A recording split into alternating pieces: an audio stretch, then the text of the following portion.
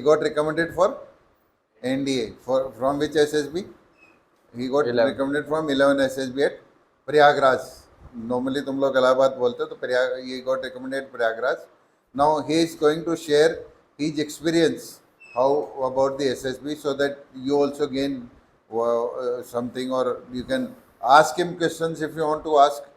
Okay, but first he'll tell you his experience, then you can ask him questions, whatever questions you want to ask. Chalo, all the best. So myself Kunal, so I recently got recommended from Elan SSB on 13th of July. So as of most of you know me, so it was my fourth and last attempt. So first time I got screened out, and then 2 times I got conference out. So this time I just went like simply. I didn't do any extraordinary thing. Like if we go step by step, the first day screening, the reporting was of 42 and 35 of us get screened in. So screening, I think that screening में ज़्यादा कुछ नहीं करना होता, जो मतलब चल रहा है उसी में ध्यान दो. और जैसे जो स्क्रीनिंग में जैसे हम स्टोरी लिखते हैं तो उसके बाद हमें 10-15 मिनट का टाइम मिलता है, तो उसमें जो जो बंदा अपनी स्टोरी रिवाइज कर लेता है अच्छे से, उसको कोई दिक्कत नहीं आती. और नरेशन ऐसे सर बताते हैं कि 70% डिपेंड करता है, तो नरेशन अच्छे से दो. और जीडी में मतलब ज़्यादा मतलब चिल्लाओ मत और डोमिनेट मत करो, जैसे मतलब अगर चांस मिलता है तो बोल दो अगर, और मतलब कोऑपरेट करते हुए चलो. जैसे मैंने करा था, जैसे हमारे 15 रिपीटर्स का ग्रुप था, तो मतलब जैसे जीडी में एकदम ऐसे फिश मार्केट बन जाता है, तो मैंने जैसे 2 पॉइंट दिए. मैंने इतना ही बोला कि जैसे gentleman let us go step by step, and then फिर वो चिल्लाने लग गए. फिर जैसे मैं उनको साथ लाता किसी पॉइंट पे, फिर वो अलग थोड़ा मतलब ग्रुप को साथ लेके चलना है. और फिर जैसे स्क्रीनिंग के बाद तो जैसे साइकोलॉजी है, तो साइकोलॉजी में तो सिंपली जैसे मैं जो बेसिक स्टोरीज होती है वो बनाओ, ज़्यादा मतलब ऐसे कोई मतलब हाई लेवल नहीं सोचना कि यार मेरे को ऐसे क्लीनलीनेस कैंपेन और ये सब चलाना है, ऐसे कुछ नहीं. और जैसे खुद से रिलेट करो, जो खुद का PIQ है आपका, जो उसमें आपने जो रिस्पॉन्सिबिलिटी लिखी है, जैसे मैंने लिखा था क्लास मॉनिटर, तो मैंने उससे रिलेटेड स्टोरीज बनाई. और फिर जो आपका जो स्पोर्ट्स है, जैसे मेरा था बास्केटबॉल, तो मैंने उस पर बनाया. तो जो भी आपका जो मतलब जो साइकोलॉजी है वो आपके PIQ से मैच होना चाहिए.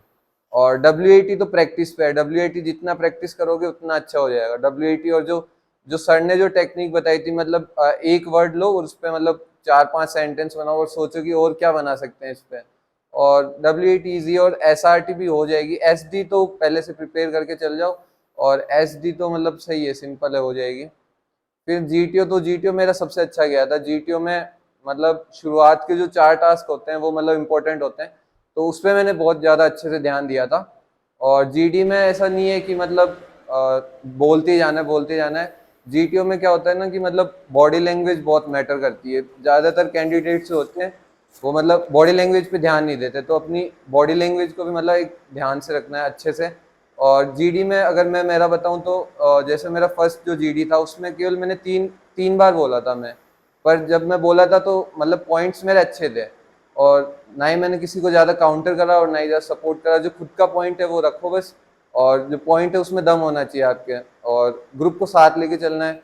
और जीपी में जैसे मैंने यहाँ प्रैक्टिस करी थी बहुत, मैंने मतलब मेरे को पता था कैसे क्या करना है.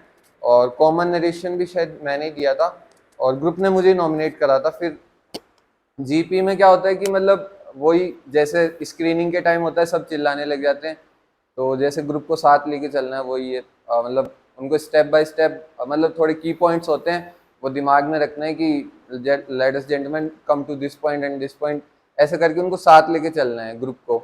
और मतलब किसी से लड़ना मत जीडी जीपी में ऐसे.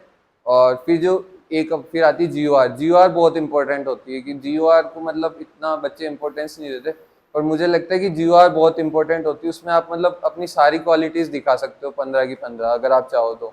उसमें आप कोऑपरेशन दिखा सकते हो, उसमें आप अपनी इंटेलिजेंस दिखा सकते हो, स्टेमिना दिखा सकते हो. और यही है. बाकी पीजीटी में तो सिंपली जो आपका वो है बेस और जो सपोर्ट, उसको दिमाग में रखना है और ग्रुप को साथ लेके चलना है. जैसे पीजीटी में क्या होता है, 4 वो होते हैं level, first second third fourth. तो फर्स्ट में सबको आइडिया आता है, तो फर्स्ट में क्या करो आप कोऑपरेट करते हुए चलो, किसी को मतलब बीच में भी चल रहे हो फर्स्ट में तो सही है. सेकंड सेकंड में भी आते हैं, फिर थर्ड तक आते आते सबका मतलब माइंड ब्लैंक हो जाता है. तो वहाँ अगर आपको आइडिया आ रहा है तो बहुत अच्छा है कि अगर थर्ड फोर्थ में अगर आप अपनी इंटेलिजेंस दिखा सकते हो तो वो सही है, क्योंकि फर्स्ट सेकंड में तो सबको आइडिया आएगा, तो कोऑपरेट करते हुए चलो. और बस जो टास्क, जो सबसे मेन इंपॉर्टेंट बात है वो ये है कि जो टेस्ट चल रहा है उस पर ध्यान दो। जो हो गया और जो होने वाला है उस पर ज़्यादा सोचो मत कि यार मेरा ये गलत हो गया और वो हो गया। बाकी जो चल रहा है उस पर ध्यान दो। बाकी इंडिविजुअल ऑब्स्टिकल में मैंने थोड़ी गलती कर दी थी। बाकी इंडिविजुअल ऑब्स्टिकल जैसे अपन यहाँ प्रैक्टिस करते हैं तो उससे बहुत हेल्प मिलती है। जैसे मेरे को पहले रोप चढ़ना नहीं आता तो मैंने यहाँ प्रैक्टिस करी थी, तो वहाँ मुझे फिर दिक्कत नहीं आई। तो यही है। और इंटरव्यू का मैं बताऊँ तो इंटरव्यू में तो ऐसा था कि मैंने इंटरव्यू में प्रैक्टिस कर ली थी, और जैसे ही कोई वो इंटरव्यूअर जैसे ही मुझसे कोई क्वेश्चन पूछता था तो मुझे ऐसा लग जाता था कि ये मुझसे मतलब कौन सी क्वालिटी मेरी देखना चाहता है और क्या आंसर ये एक्सपेक्ट कर रहा है मुझसे। तो उस तरीके से अपने आंसर को फ्रेम करो जिसमें आपकी क्वालिटीज प्रोजेक्ट हो। इस बात का ध्यान रखना। और बाकी मेरी कॉन्फ्रेंस तो 2 मिनट चली थी, ज़्यादा लंबी नहीं चली। और यहाँ का अगर एक्सपीरियंस शेयर करूँ तो यहाँ तो मतलब बहुत हेल्प हुई थी। जैसे जो स्क्रीनिंग जो पीपीडीटी होती है उससे ना कि आपको स्क्रीनिंग मतलब हर चीज़ में हेल्प होती है, क्योंकि अगर 15 लोग एक साथ रोज प्रैक्टिस कर रहे हैं तो उससे आपका कॉन्फिडेंस बिल्ड होता है। तो वो आपको जीडी में भी हेल्प करता है, जीपी में भी और लेक्चरेट में भी। और जैसे यहाँ पे जो जीटीओ की जो प्रैक्टिस करी थी उसमें भी बहुत हेल्प हुई थी। जैसे यहाँ पे जो टास्क हैं वो मतलब सही है, मतलब जो मूवेबल हैं, और जो सर ने जो आइडियाज़ बताए थे मतलब बेसिक आइडियाज़ वो भी बहुत हेल्प होती है उसकी। और यही है बस। Thank you.